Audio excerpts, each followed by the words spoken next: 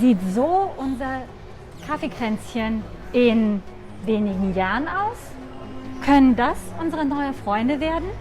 Oder sind die Computer erstmal für Technologien, die das Mathematische und Physische ausrechnen, und die sozialen Kompetenzen bleiben dann schön bei den Menschen?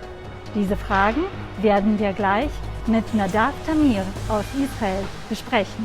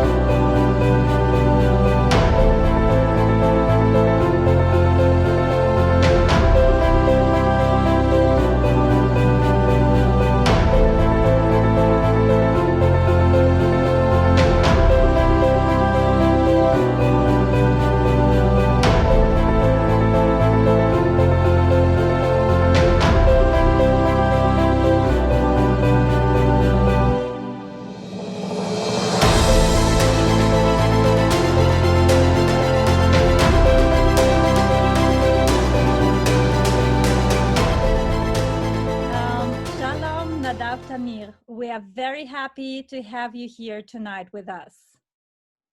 Thank you for having me. It's a great opportunity for me to spread the word and the vision of President Peres to your listeners in Germany. Tell us a bit your background you're sitting in front of. What is it? Well, this is what you see from the balcony of the Peres Center for Peace and Innovation towards the Mediterranean. Peres wanted to do the center in Jaffa, faces the Mediterranean, because of different reasons. One of them, it's a mixed city where you could hear Muslims, Christians, Jews. It's also the place where he arrived to Israel many years ago by a boat from Eastern Europe. And it is also, the Mediterranean shows that there's no limit to the horizons if you think big. This is very impressive and inspiring. And also the view. Most of us really miss this view of Israel sitting in Germany because of the circumstances. Mr. Tamir, could you please tell us, what does the Shimon Peres Center for Peace does? Well, now it's the Peres Center for Peace and Innovation. It was created as the Peres Center for Peace in '96, when Peres wanted to keep on promoting peace bottom up, not only by politicians, but by people. And in 2014, when he left the presidency, we added innovation to the name for two reasons. One of them because it's part of the legacy and vision of President Peres. He's one of the founding parents of the startup nation, always pushed Israel to be on the forefront of innovation and science and technology. But the other reason was that when we were at the presidency, we noticed that we don't have a place that show people the amazing achievements of the Israeli technology and the Israeli innovation. Whenever we had visitors from all over the world, we had a lot to show them about the past, Yad Vashem, ancient Jerusalem, Mount Herzl, but we never had a place to show them a modern, future-oriented Israel, the home of the startup nation.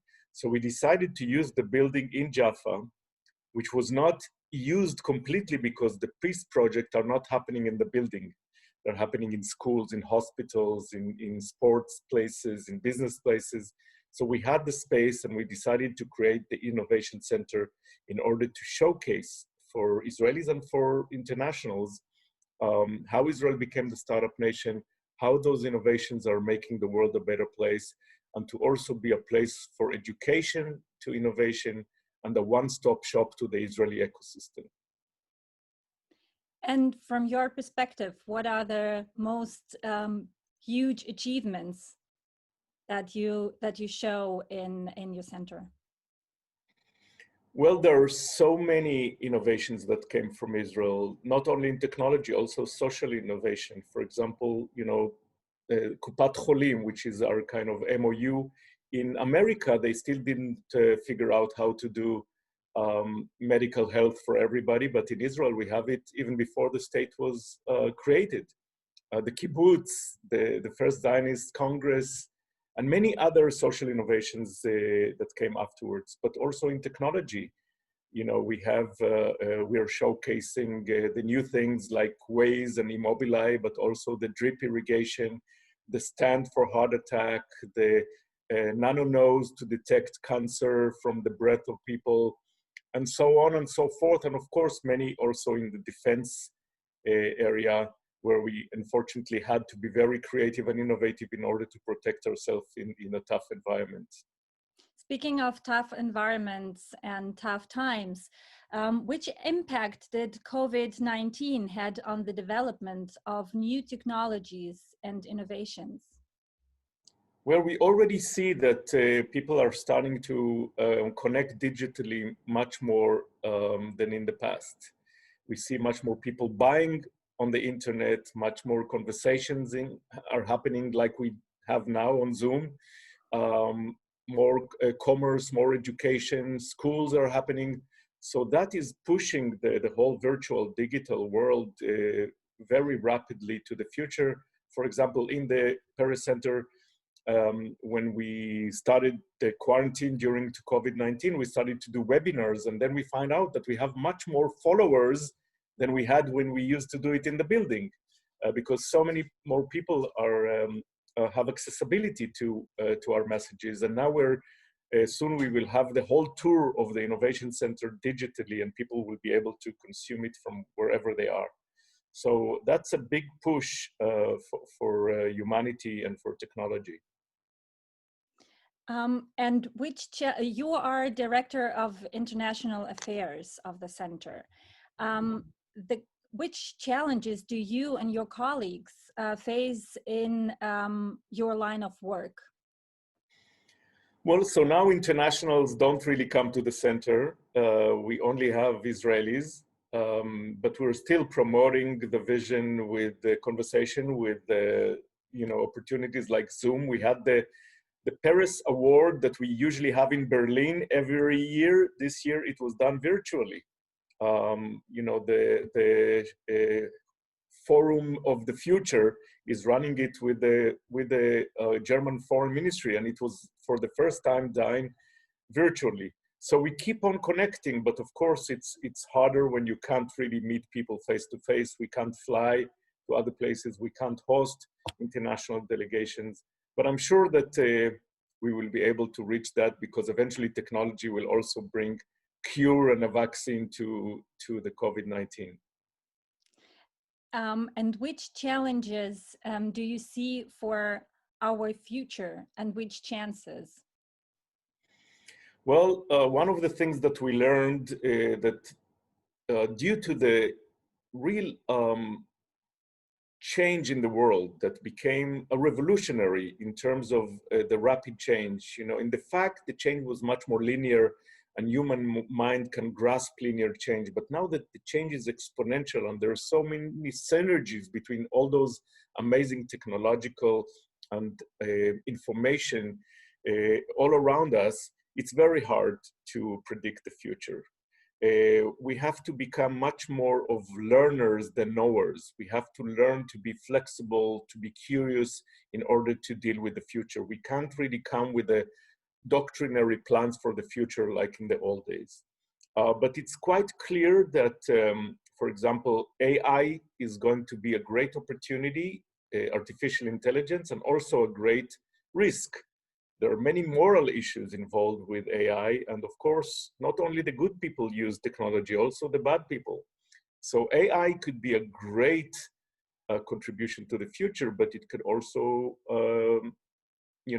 be a big challenge. And it will also create, for many people will lose their jobs because computers and robots will be able to do them, and we will have to be very creative in finding new roles for humans.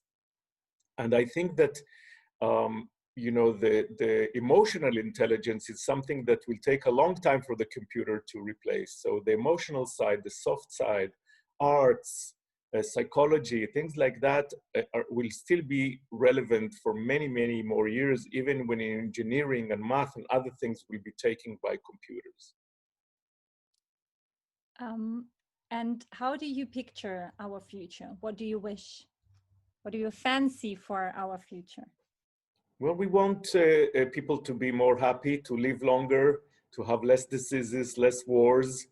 And actually, this is where we link innovation with peace. President Peres strongly believed that there is a synergy between them, that by technology and innovation and entrepreneurship, we could actually help the Middle East to become much more peaceful. In general, he believed that the new world will be more peaceful because the old world was based on a zero-sum kind of logic, because growth was based on natural resources and on territory. And in the new world, growth is based on the human mind. And in the human mind, you're not becoming greater by taking someone else's territory or natural resources. Everybody could become great at the same time. But we have to remember that innovation and technology are not enough. We still have to keep the values, because the same technologies and innovations could also be used for bad purposes. And we want to still promote this Jewish and international value of tikkun olam, and we believe that we can do it through innovation. So this is the challenge, how to use innovation for the good and not for the bad. Thank you very much for the words of wisdom and very inspiring points of view. We were very happy to have you here with us, dear Mr. Nadav Tamir, and we will be happy to host you sometime soon in person at some capacity in Germany. Thank you. Anytime. It is my pleasure to connect with you and with your audiences. Thank you. Thank you very much.